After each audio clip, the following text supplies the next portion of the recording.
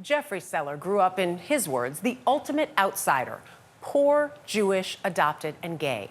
But as he writes in his new memoir, Theater Kid, through talent, passion, and perseverance, he became the ultimate Broadway insider.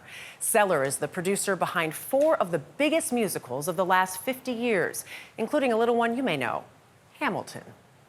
Welcome. When Lin-Manuel Miranda and his director, Tommy Kail, take over a stage, Lin-Manuel is usually the star of the show, but not on this night.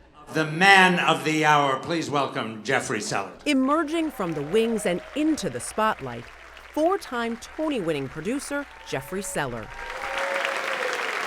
It took me 5 years to write the first act. I remember. Yeah. Sharing stories from Theater Kid. And then you start to realize, oh, I'm gay. Oy.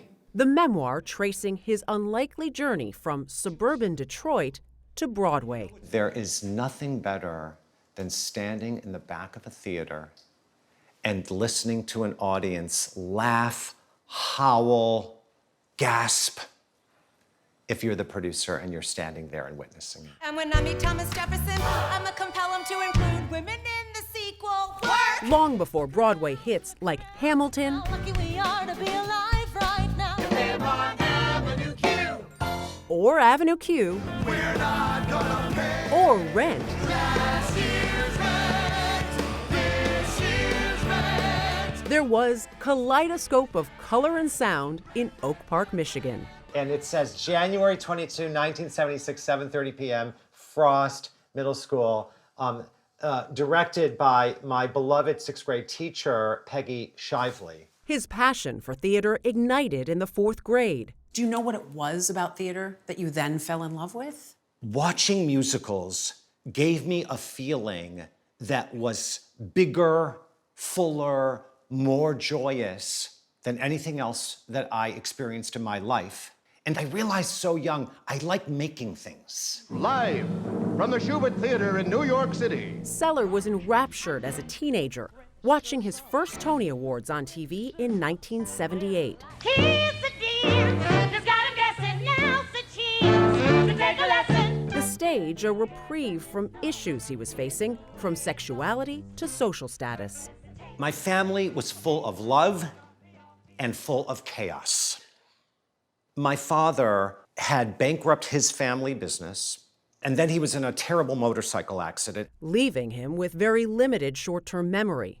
After my father's accident and bankruptcy, my mother got a job at McDonald's, and we were on welfare.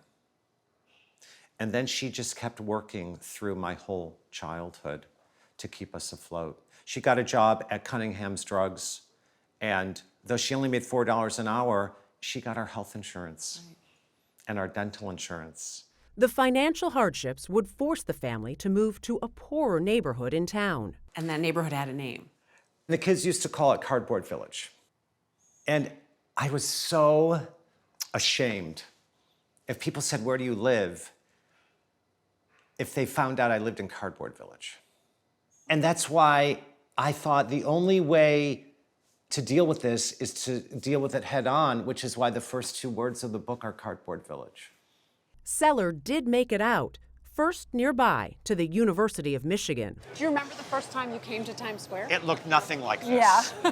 Of course. After graduation, Seller landed a job booking national touring shows My first office was on the 12th floor right here. That's where Barry and Fran's office is. for the powerhouse couple Barry and Fran Weissler.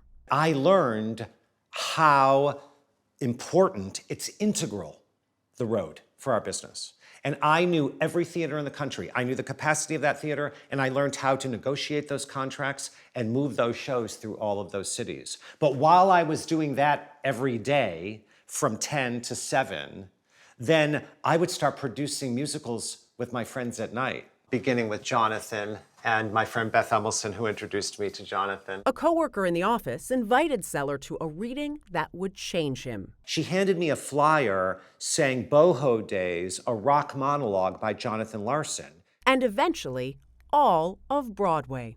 And I had never even seen the words rock and monologue next to each other. And I thought that's such an interesting juxtaposition. Let's go. I wrote him a letter the next day saying, "Dear Jonathan, my name is Jeffrey and I want to produce your musicals." Seller and his producing partner, Kevin McCollum, would nurture the young playwright who went on to write a new musical.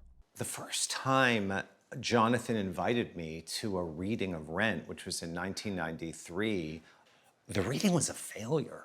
Right. But you saw something. Well, it still opened with that amazing opening number, Rent, which was like a whoa. And then it got lost. So I brought two friends. One of the guys I was hoping might become an investor someday, he left at intermission. And the other guy turned to me after that first reading ended 3 hours later in a 90-degree theater that had no air conditioning. And he said, Jonathan's very talented, but he should just start working on something else. And what do you say to a playwright, to a composer, lyricist after that reading? To find out, you'll have to read the book. But it worked. Rent became a box office sensation.